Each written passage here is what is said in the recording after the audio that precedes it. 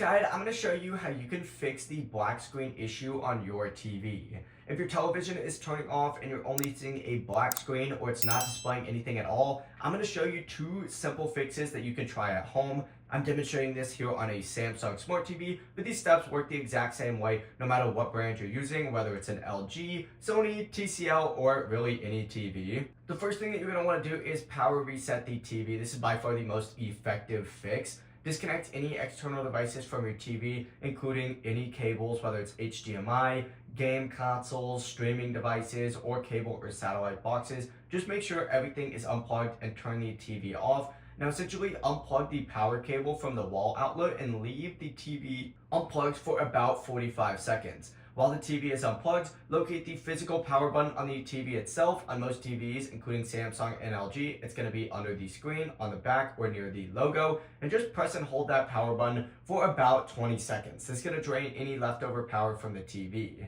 After that, plug the TV back into the wall, but do not reconnect any HDMI devices yet. And now try turning that TV back on.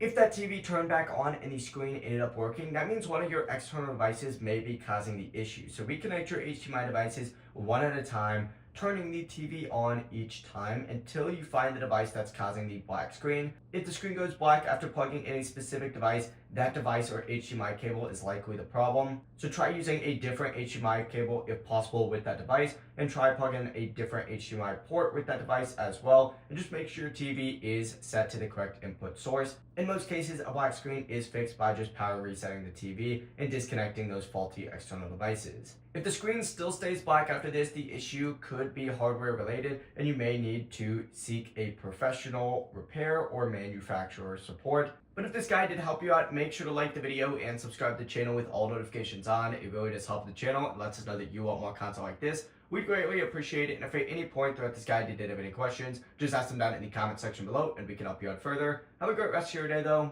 Peace.